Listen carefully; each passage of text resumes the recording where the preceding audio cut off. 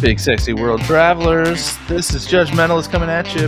We are back with another episode, and when I say we are back, nothing changed for you guys, but I am back on the East Coast from Vegas. Big Sexy is back in Spain, as you guys knew coming.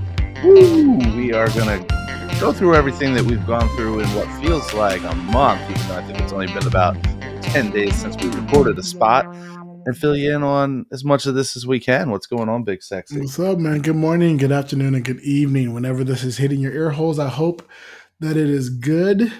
I will start with what folks like to call a trigger warning.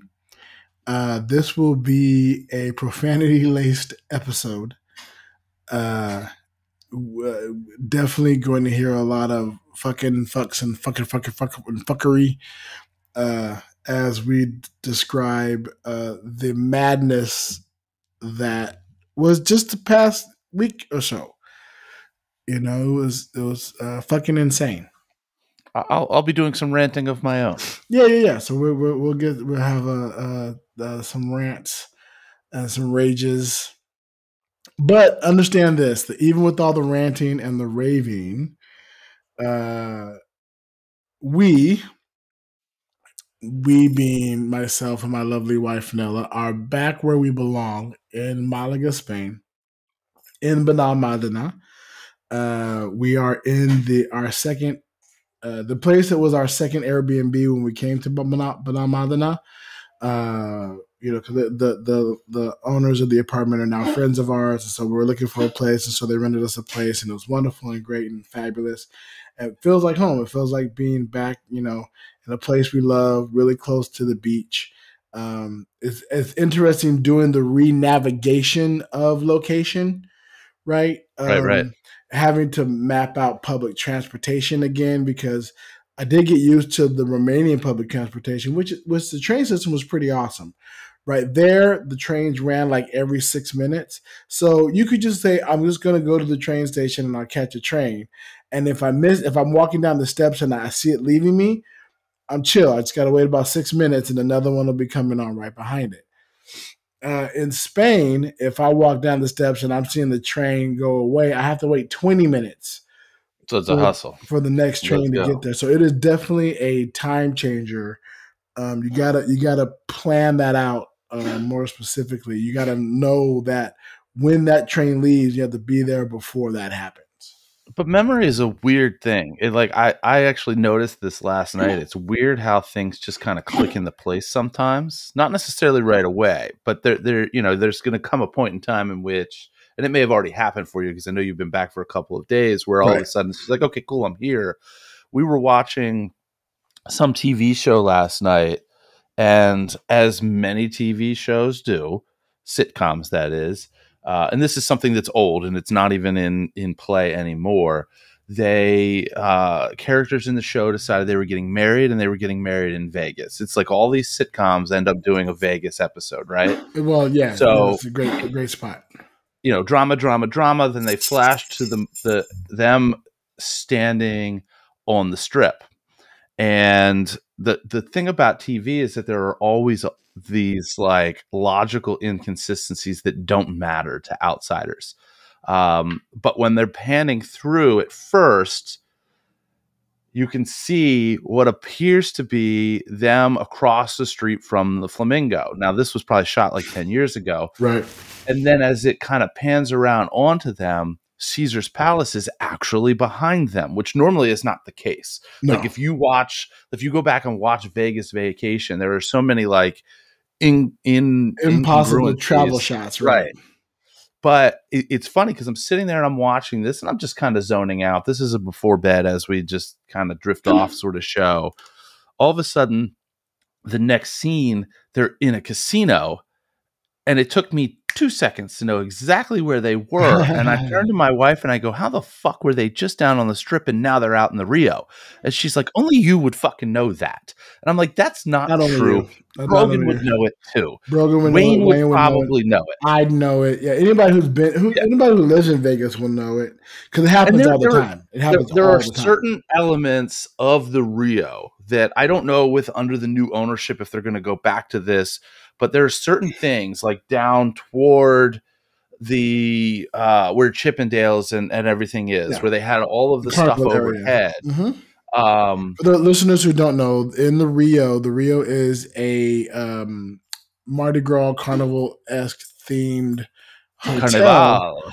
where back in the day they had an overhead Mardi Gras parade that had a cart that carried like your king and queen of the Mardi Gras in the cart. It was like a track overhead, so they would have like a parade up there. I actually had the benefit of riding in that vehicle. So they don't, as of the last I've checked, and full disclosure, the Rio has new ownership now, and I was there, which we may or may not get into in this episode. I was there briefly the other week, or when I was in Vegas. That new ownership has taken over. Like the gambling side of things and the players' cards are different and all that. But I don't know that they fully like locked in and know what they're doing yet. I don't know if they're bringing that back. But as of the last time, that thing hadn't run since before the pandy. So, but it has run a lot longer than that. That thing has not run. That stopped running before I moved to Vegas. It's very distinct. You can't look around without seeing the tracks in the air, and if you don't know what it is, you're like, "Why the fuck are there train tracks or monorail tracks up on the ceiling?" But yeah, it was just the fact that, and I didn't spend any time in the Rio. When I was there the other week, I went in the front door, getting dropped off by an Uber, down the hall to the Penn and Teller Theater, and then back to where the Uber's set up. So I guess I did walk through that area because that's where the Ubers are now to leave. But I didn't pay any attention. I just zipped through as quickly as I could. But I have spent some time in the Rio over the years.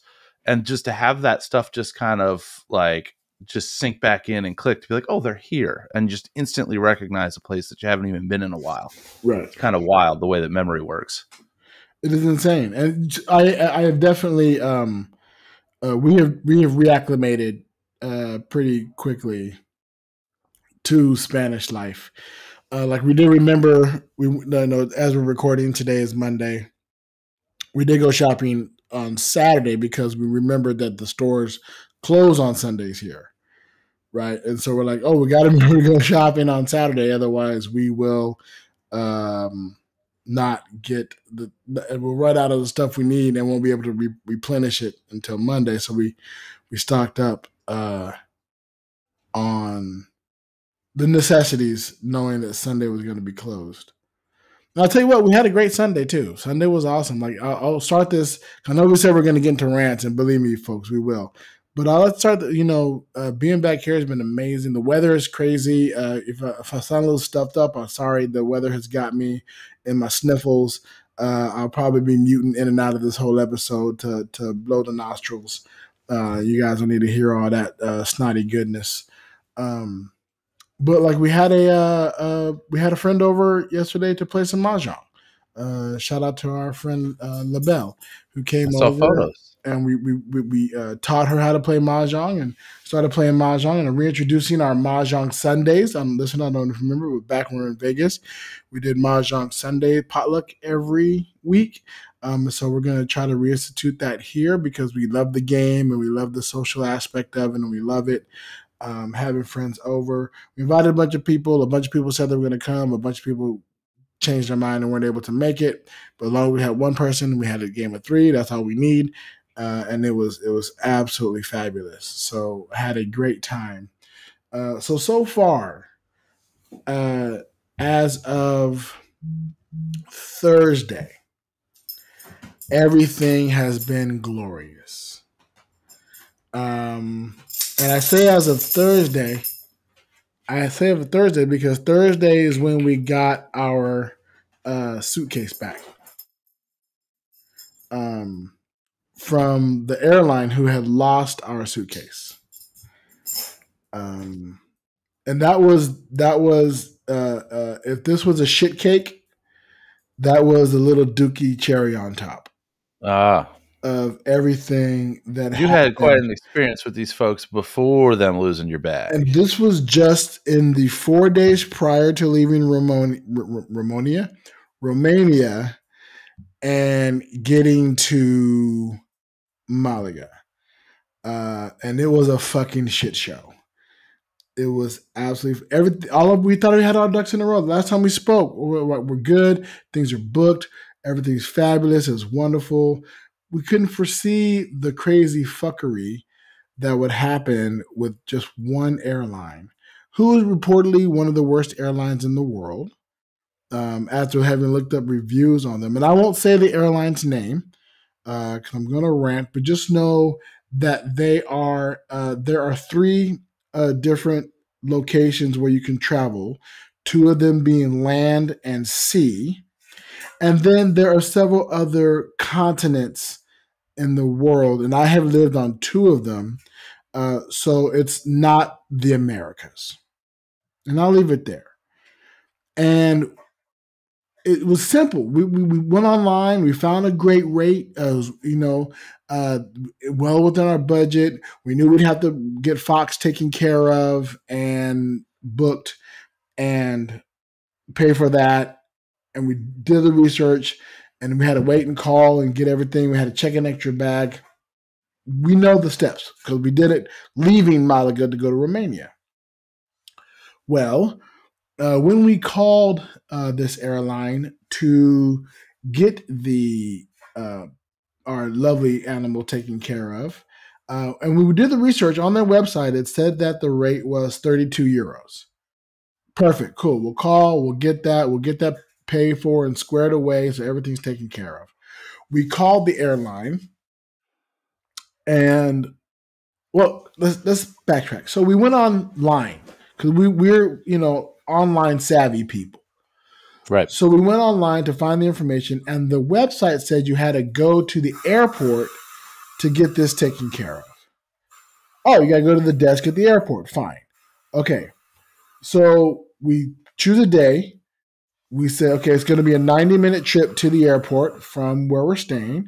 So we'll make a day of it. We'll go to the airport. We'll get this taken care of. We'll take all the paperwork. We'll make sure everything's clear. And we will get it covered. And we had just you're talking about prior to your flight day. Prior to our flight day. This is wonderful. This is 2 days prior to the day we're flying out. We had already gone a few days before that to the airport. When we came back from England, right? We're going to England. Let's not remember we had the England trip, which was fabulous and wonderful. And this is not the England trip. No. This is the trip coming back to Malaga. I will tell all about lovely England in another episode, or maybe tag it on because it was a short trip. It was a lot of fun. It was easy, but I'll give you a little more details either at the end of this episode or in the next episode. We'll put a little button on it. When we were going to England, we went to the airport and we went by the initial gate, which was the first leg of our Malaga trip back home. And everything was lovely. I will name that airport. The airline was Tarim. They were fabulous. Their customer service was awesome. They get rave reviews from the Barry Whites. They were a wonderful airline. But they said, well, we can only pay for our leg you can only take care of our leg of the flight. You have to take care of the other leg through the other airline. Cool. Okay. So then we go to England, we come back, we go online. You have to go to the airport to take care of checking the dog in and the extra baggage. Cool. So we're like, oh, well, shit, I wish we'd have known that. We would have taken care of it when we're at the airport going to England. But fine. So we go back to the airport. And again, 90-minute via train. And this fucking airline doesn't have a desk at the airport. I'll reiterate that their fucking website said you have to go to the airport to take care of this. And they don't have a desk at the fucking airport. We get to the airport, we're asking everybody, where's this airline? Where's this airline? Where's this airline? And they'll be like, no, we don't know where that is. Don't know that we're there. And then finally, they don't have a desk here. Like, what the fuck? So that is at least a 3 hours of our day. All right. So you're talking about the necessity to do this is because you are leaving Romania and you are laying over somewhere else. This is because we're taking. So the first leg of the flight was Romania to Madrid. Okay. The second leg of this flight was just from Madrid to Malaga On a different airline. on a different airline. The subject airline. Yes. The flight was just over an hour. So what we're talking about here is a flight that is just over an hour. This is a flight from LA to Vegas. Right. Right? This is how short that flight is. So while we're at the airport, having realized they don't have a desk, we call this airline. We called at the airport 5 times, because 3 or 4 times the call dropped. Great. While we're either waiting for service or they put us on hold and the call would drop, or we called, we say whatever, the call would drop. And I will give my wife mad credit. She was the one handling the phone calls. Like, she was the one, I was holding the stuff and taking care of the dog, whatever. She was handling the calls. She had all the information for the flight and the dog and all that kind of stuff. She was taking care of all that and maintained a level of decorum that is saint-like, right? Because it was frustrating. It's the kind of frustration where you'd want to throw your fucking phone and forget that it's your fucking phone. Oh yeah, I've had that happen before. We finally get through to somebody, and they tell us that it would cost €178 to pay for our dog's flight from Madrid to Malaga. On the website, it said €32. And let me ask you this: when you flew from Romania to Madrid, the flight from Romania to Madrid, the cost for Fox, I think, was like €45. okay, and how long was that flight? 4 hours. Okay, so 4 hours at 45, you said? Yes. Maybe now, 65. Maybe 65. 65. Oh. And now we're going just an hour. Madrid to Malaga, correct? 178. 70 fucking euro. Yeah. Wow. Yeah. That's fucking stupid ass calculations. And here's the reasoning. Because of course we asked why. We wanted to say, what the fuck are you talking about? But what we said was, why? Why does it cost so much? Oh, because you used a partner airline. Had you booked it directly through us, which I will say wasn't an option when we were booking our flight online. Right. Had you booked it directly through us, it would only have been the €32. But since you booked it through a third party or a different airline, one of our partner airlines, and we didn't ask them to book the second leg through you, it's just what was the option. It'll cost you €140 more to do the exact same flight, to be on the exact same plane, to go the exact same distance. Is the dog getting its own seat? No, because that cost. I mean, you're at a cost where it's like, refund all of our tickets, give us our luggage, because we're going to spend the $178 to rent this car and just drive the 5 or 6 hours. So we went. So when they gave us that stupid ass amount, we went, okay, we'll call you back. And hung up the phone like, fuck you, fuck you, fuck you, fuck you, fuck you. We call back. And again, it takes about 5 to 6 times to lock somebody in on the phone. We said, okay, how about this? How about if we cancel just this leg of the flight? just the Madrid to Malaga. The guy we're talking to does his calculation, say it'll be €75 per person to cancel that leg of the flight. I'm like, €75 per person to cancel. Okay, just that leg. Okay. Now we have that figure. Let us think on it. We hang up. Debating what, again, so figure out the price. So they're charging you to cancel? Oh, yes. Oh, there's a cancellation fee. But you would get refunded some money, though, too. Definitely would get refunded some money. So that, I just want to make sure I'm seeing all the math. Hang on to that nugget of math, right? So we call back again.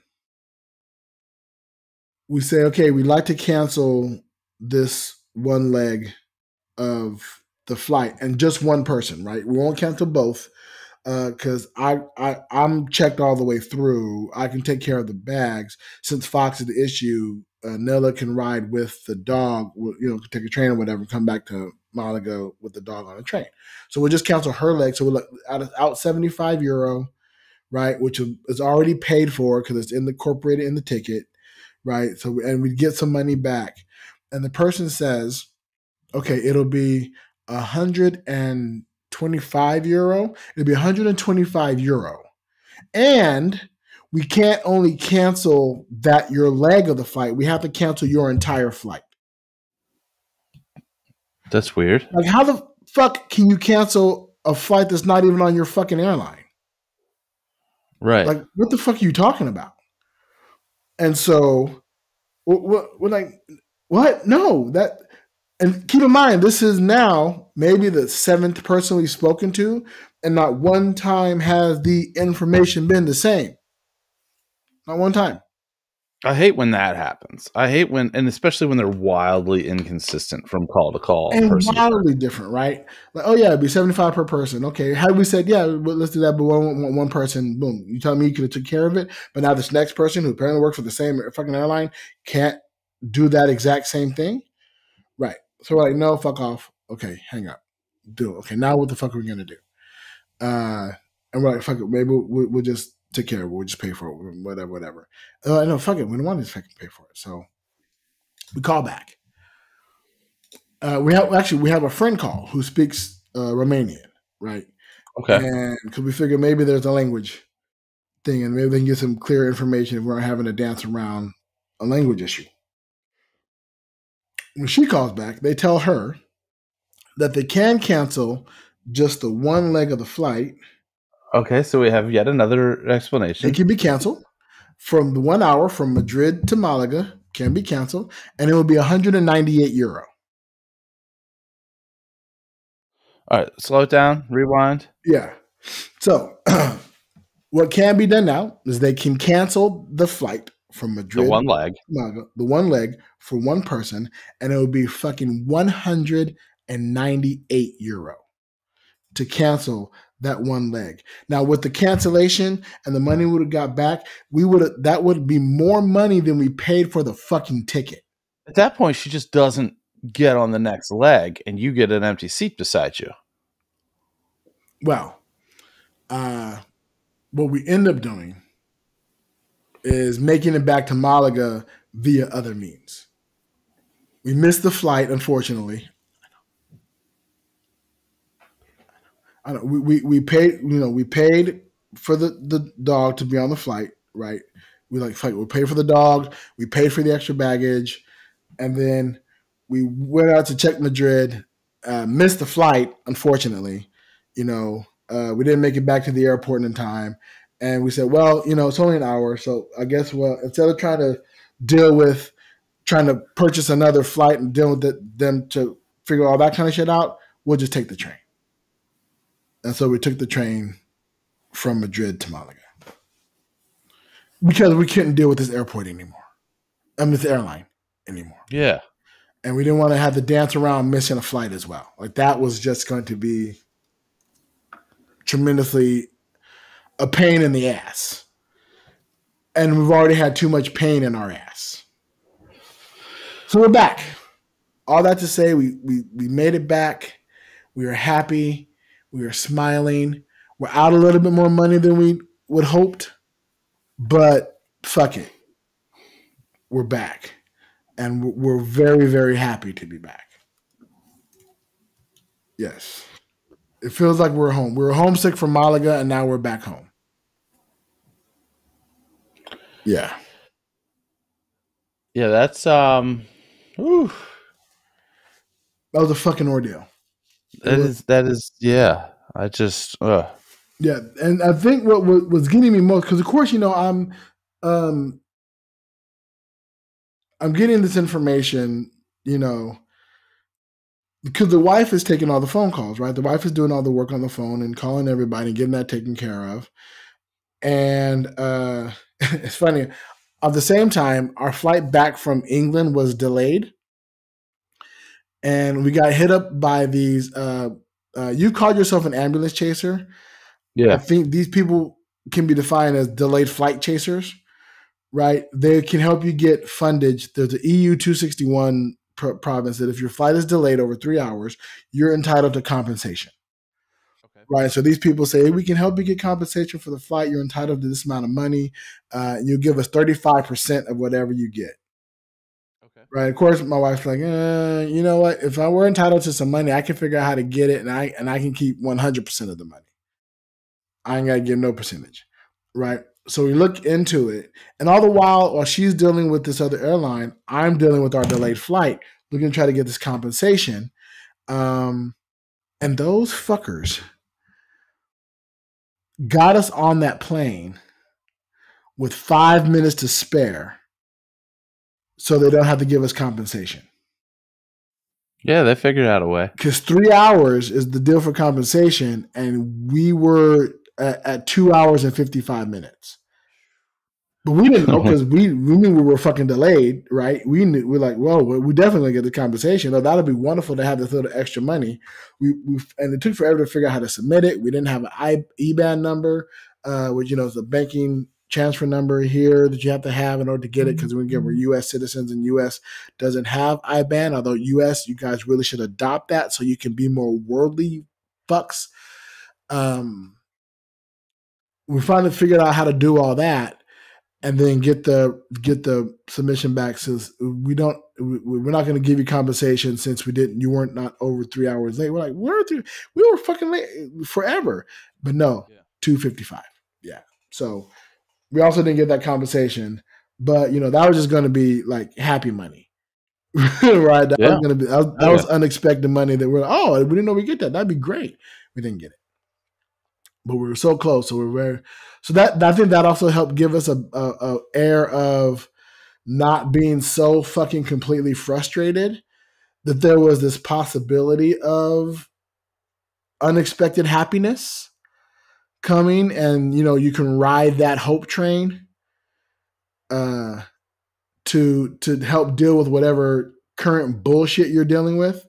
And we were dealing with some heavy current bullshit, but I digress. We are here. And like I said, they lost one of our bags. Yeah. That's the worst. They lost one of our bags. We went to the airport to pick up our luggage when we got into town. And they're like, we have two, but we said we have three. Here's all three claim tickets. We have no record of this baggage in our system. Ugh. Okay. Well, we filled out a claim report, and then it came. We got it able to get it the next day. So that's why I say we traveled Wednesday, Thursday, all was right in the Barry White household. It's been a while since I've had an airline. I don't want to say lose, because they've all been recovered at some point. Delayed a bag. I've had delays in baggage. Now, we did have the situation when we took the extra days where we couldn't get our bags off of the plane. So those flew, I guess, to Baltimore. They weren't delayed. They just went without. They were sitting there waiting for us. They actually beat us there. Right. That was better. That was pretty easy because we didn't even have to wait for the luggage carousel. We just went to the office, said, "Hey, we need these. This is what happened." And then they're like, "Okay, cool. Here they're right back here. Boom, done." Yeah. Yeah. Well, at least you didn't kill somebody. I think I killed Suzanne Summers. No, that wasn't you. It was part of it. Well, you were there that day, weren't you? You were there, yes. The day of the two characters and a clown Suzanne Summers debacle. Yeah, we're currently taking ransom for other people that you want discussed in the same or similar fashion. Had you listened to the latest episode? I did. Yeah, it's funny how Uncle RJ is trying to listen to folks. It's hard to bit. I've got some insider information on that. I got some insider information. What's their net worth? R.I.P. R.I.P.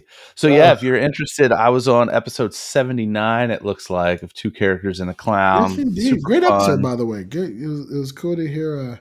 It's always interesting to hear. I didn't know you were going to be there until I told you I was. Until you mentioned you try to go, but I didn't know how fast that was going to be dropped. You know what I mean? Gotcha. Yeah. And it plays automatically. Right. So when I'm playing podcasts and I'm just doing my daily walkabouts, when a podcast ends, whatever the algorithm says, you listen to this shit. This is your next podcast. Right. Two characters pops in my ears, and I'm it's two characters. Let's see who's Jobeth. Oh, cool. Oh, this will be a fun episode. Yeah, that was my third attempt to do an episode because we had lined one up. Yes, exactly. We had lined one up, and then Piff invited them for lunch somewhere or something, so they kind of jacked up their schedule, which put their recording into a time that wasn't going to work for me. Right. The second time was when RJ got the vid. Right. And then the third time was, as noted, was the charm. Yeah. Yeah. So that was fun. I know that we have some crossover listeners there.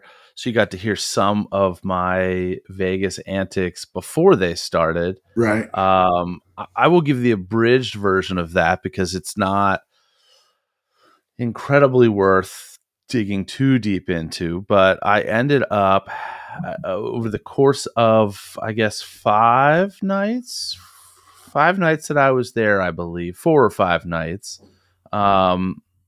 I had rooms or suites in 4 different hotels.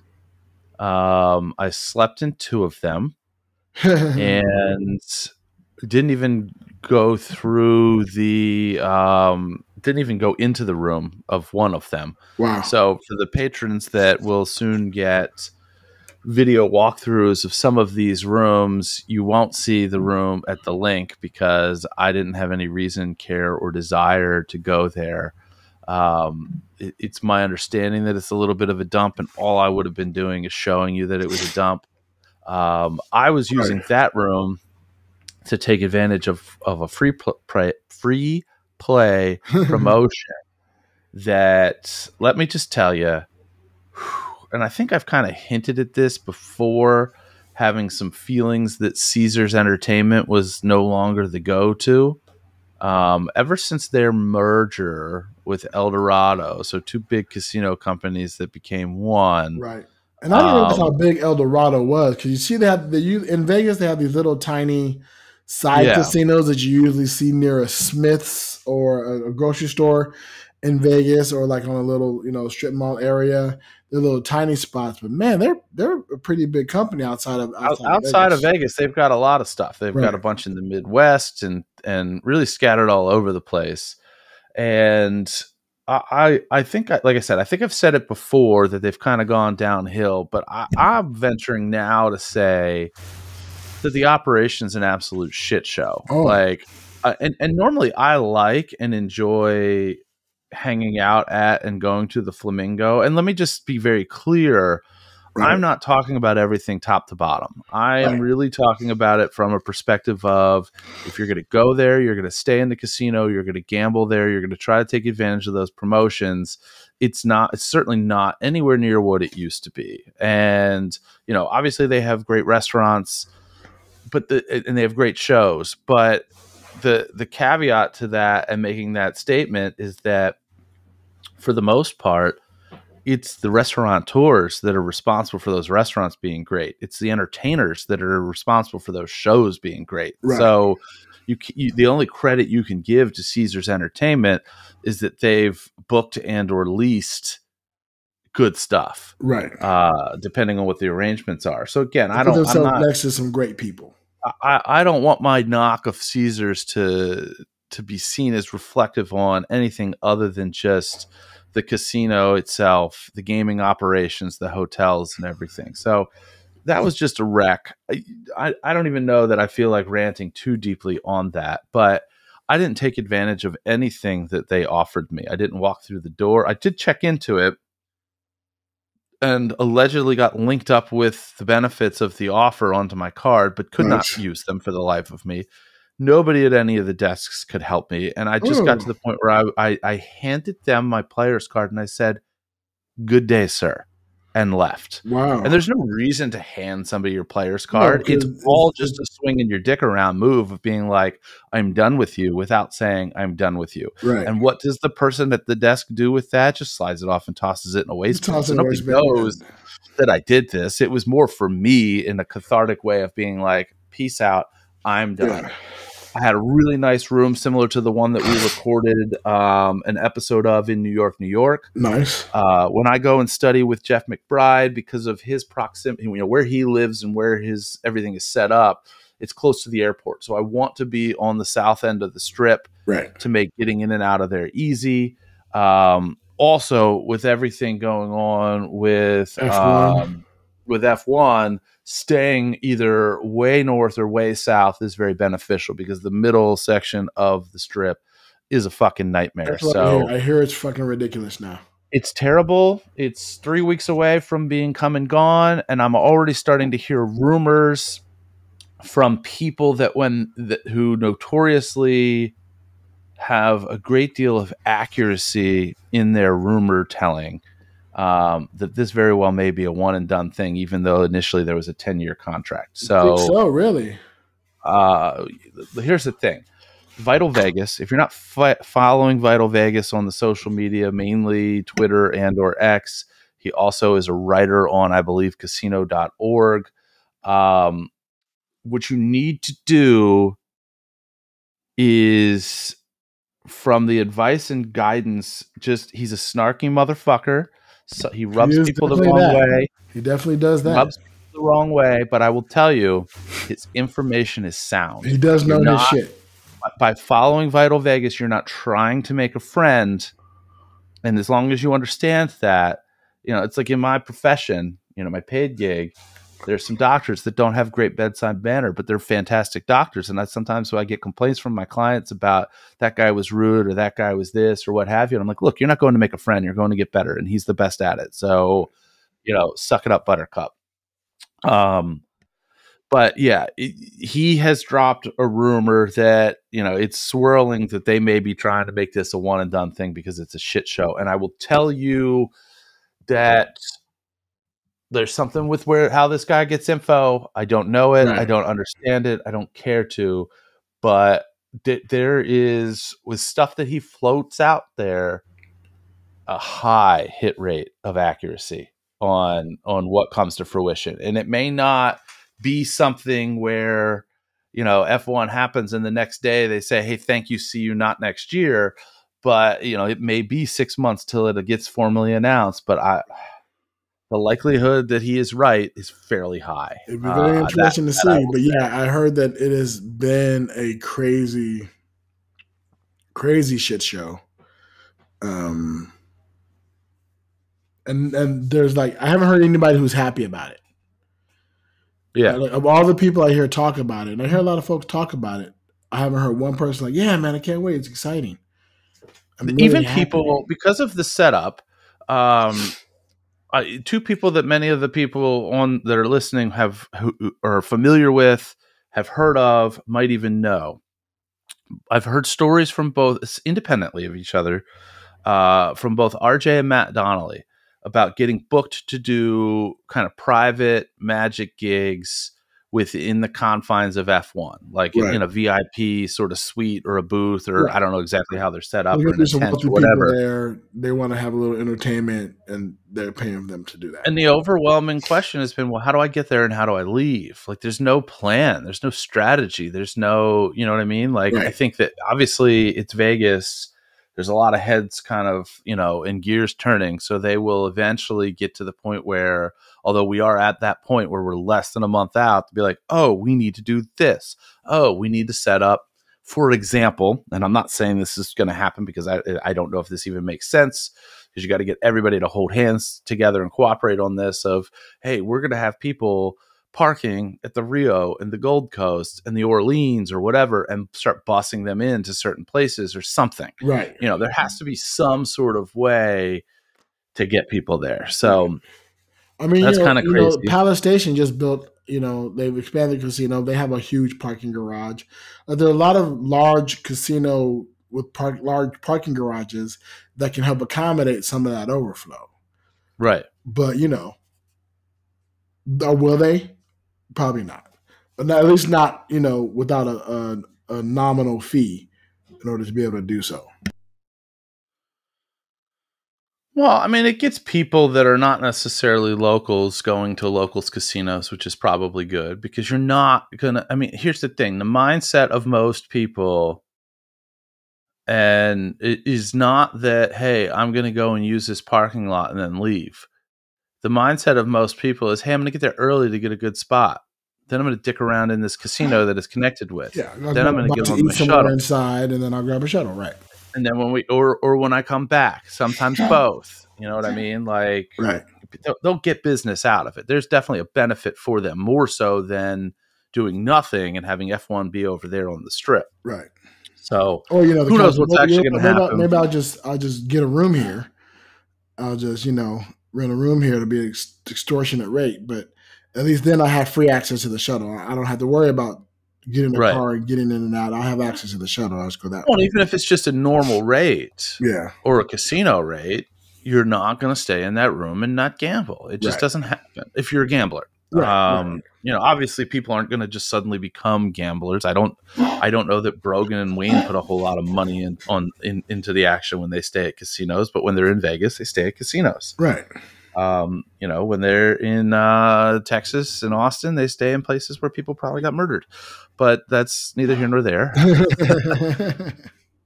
So yeah, most I will say of my experience since converting most of my business to MGM has been positive. There were some hiccups on this trip, but none of which were really worth ranting about, except there was either a mistake or some shady motherfuckers at one of the restaurants that I went to. So we went to one of the things with I flew solo. It was just me on this trip, but I was, doing all of the McBride stuff. So I was within a class of like 12 or 13 other people, some of which I knew, some of which I got to know. Built in before spending dime one gambling, my MGM offer included $1,000 in food credit across any of the MGM properties. I was only there for like 4 or 5 nights. So, but depending on where you eat, you could knock that out depending on where you go. Again, still solo.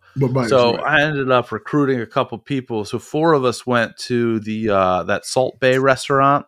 Okay. The Nursette or whatever. Yep. It was all right. I mean, I wouldn't go out of my way to go back there. But it was good. It was serviceable. It certainly helped knock out a big chunk of the free food. That initial credit, because I don't want to see it go to waste. You know what I mean? Like, but boy, oh boy, you don't want to see it go to waste. I'm the kind of person I'd spend that motherfucker down to the penny. Yeah, they did some wonky ass shit with the tip, which I think I've gotten corrected and fixed. I don't know whether it was a mistake or some shadiness on their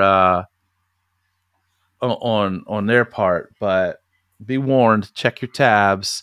They single-handedly in one occurrence gotten me now to the point that when I sign off on a check that's getting room charge that I normally think nothing of because I know it's just going to go away, I now will take a picture of it no matter where I am because I've experienced the shadiness what felt like shadiness one time. So had a really nice room down at Circa, which is the newest casino downtown. Nice. How are their rooms? Very nice. Very nice. I think I sent you a picture of this. I probably need to post it online. My room looked out almost in the center of their stadium swim area. So they've got this huge swimming pool area and lounge area that basically looks like the TV screen wall of a sports book, You should post except that it's to our outside. Patreon. Yeah. There's definitely video of that I have yet to go through and post onto the Patreon, but there'll be video walkthroughs of the New York suite, Circa, as well as my setup at the Venetian. Yeah, the Venetian thing worked out for me pretty well, although I still have little to no luck when I gamble there. But I got a new host, somebody who found me on TikTok through the videos I was posting. And then I just couldn't get a response from my actual host. And she ended up yanking me and getting an agreement, agreeing to, because I guess it's territorial. And so I now have a new host at the Venetian who actually communicates with me. And I ended up getting extra free play out of that. I had a room that I didn't stay in, didn't really take advantage of, and some of it was like the location in the middle of the strip and F1 and all that shit. Plus, when I was out there for what I was out there for, it's busy. I'm done. I'm busy all day. I'm not gambling or bouncing around casinos during the day, but really nice view straight out onto the Sphere. But the highlight of anything that I got from any of the casinos was Circa. I got to go see the Vegas Golden Knights game in a suite similar to the one that we had during the playoffs. Nice. Except I didn't pay for it. That's even better. Food and beverage. We had to meet at Circa because they shipped us up to T-Mobile in limousines. Oh, look at you go. Yeah, so that was fun. Good game. The Knights won. The Knights won overwhelmingly. In fact, at the time of this recording, the Knights are 6-0. They have made history. They have made history because I don't know what history it is, but they've made it. So the history that they made is that they won the Stanley Cup, for those of you who are not into hockey or sports of any kind, and we understand that, and this is only going to be a brief aside. They won the championship last year, the Stanley Cup. They did indeed. And they're oftentimes with many teams in many sports, they win a championship and then there's a big drop off. Players are out of contract, they go sign somewhere else. Right. A lot of these leagues have what's called a salary cap, which means they can only spend so much in contracts in a year. So as players get paid big, there's less money for other players. A myriad of different reasons why players move on and teams kind of get dismantled a lot of times after winning a championship. The previous record, which they have beaten, is going 5-0 after, in the next season after winning a championship. As of today, they are now 6-0. Nice. So they broke their own record. No, it was somebody else's record because they tied the record and then broke it. Yeah. Right. So they're playing, I think they play the Flyers next in Vegas. So it always bodes well when a team has to travel a significant distance. I don't know how much that impacts hockey, but I know in other sports it's definitely a topic of conversation. Football for sure. Right. But yeah. So that was cool. That was fun. Since I switched over, MGM's generally taking care of me, but the Circa's nice. I definitely think that I will be considering a stay at Circa the next time that I'm in Vegas, because for a variety of reasons. Are you going to keep doing the hack? Are you going to keep testing the waters? No, honestly, it was too much running around for what it was worth. I think that the opportunity of, the way that I set it up made sense, but like the most that I think I would ever do in the future, unless I was going for a longer period of time. If I were going for a longer period of time, I'd do like 3 or 4 days here and then move and go 3 or 4 days at the next property. Right. Just knock out a couple of them to get the benefits and then actually experience 2 different locales. I would say if I did anything, I'd do 2, and I may do it because I've now got an open invitation to be involved in Kevin's Hypnosis Unleashed show however I want. Nice. Whether it be coming and just watching the show, whether it be standing up on stage just assisting him to just have that perspective of the whole show, or to participate in it. It's kind of an open invitation, which I think is fantastic. And it just says a lot about Kevin Lapine and the way that he just sticks with his students after working with them. But obviously that proximity to downtown, because there was a night that I was supposed to be on stage that because of the Uber and the traffic situation, I couldn't make it down in time. And I ended up not being able to do it. So having a place downtown to stay when I plan to do stuff like that, which very much is a priority, is something that I'll probably, take advantage of. Maybe not like when it's stuff like when I go out for like a conference, you want to be absorbed in that. So there's no sense in bouncing all over town for multiple shit there. But yeah, Circa really nice. The restaurants are great. It's super clean. You can smoke in there, but they've got some sort of crazy advanced filtration system that it feels like you're in a non-smoking place. I have not run into him, but allegedly the owner is always hanging out and chit-chatting with people and everything like that. So that's a fun kind of conceptually old school Vegas. I mean, he's a very old school Vegas guy, and he built this, he acquired a couple of other ones. He owns the D, he owns the Golden Gate. I may have said Golden Gate earlier and I meant Gold Coast, by the way. Oh, God. You said Gold Coast. Okay. Golden Gate, and then he built Circa basically from the ground up. So every inch of that property is what he wants it to be. And he's very, very much an old school, downtown Las Vegas guy, which quite frankly, from a nostalgia standpoint, is very much like just pulls my heartstrings downtown Las Vegas. Gotcha. It's a mess. It's a bit of a nightmare, but I spent 2 occasions walking the proper strip, and realized that there's a reason that I don't walk the strip very often. It's also a mess. So less and less am I noticing much a difference between the clientele of Fremont Street and the clientele of the strip. Right. So, well, cool. Well, we'll have to get more into the Vegas trip when next time we spike. We also had we have some lists from the mail, but we don't have time to get into it this episode. Yeah, but keep sending it. That way, I'd love to have a little bit of a backlog. Yeah, we're going to dive in heavy next episode. Exactly. Yeah. And get to those. And as I mentioned before, you're going to see a lot of stuff on our Patreon. Do you have a list of subscribers we can thank? I'm a few clicks away. All right. Well, if you want to be a member of our Patreon, if you'd like to get thanked in an episode of Big Sexy Digital Nomad, all you have to do is go to bullwiththebutthole.com.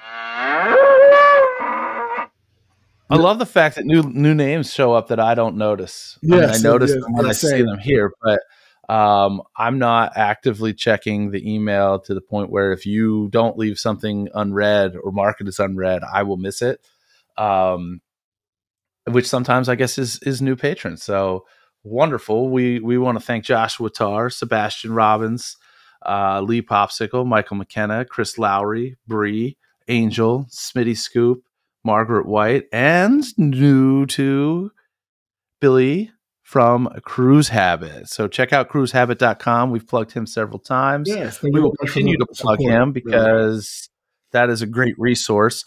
And full disclosure, many of you know what episode number is this? 50-something? 57. So for the better part of the 56 episodes before Billy became a patron, we have totally been plugging him because it's worth it. So thank you for jumping on board. Again, you will definitely check out Cruise Habit because now the cat's out of the bag. My wife knows, the kids do not know about the Disney cruise that we're going on at the end of the year. Oh, nice. I will be doing some crossover kind of coverage because Billy has not been doing Disney too much since he started Cruise Habit. So I'm going to jump in and be like a guest poster. So if you've got questions, this is super, we're 2 months away from, you got 2 months to get these to me, but listener mail, which won't necessarily be read on the air, or if it's part of listener mail that we're going to read on the air, if you have specific questions about things pertaining to a Disney cruise, include them. We'll just cut them out of the listener mail, and I'll make sure that any questions that are asked between now and December 25th, should be a memorable day, get covered in my crossover guest coverage over at Cruise Habit when I do the Disney cruise. Awesome. Thank you guys very much for listening. We appreciate it. We got some more stuff to talk about as well, so stay tuned. Episode 58 is going to be a doozy as well. But we thank y'all for listening. And in the meantime,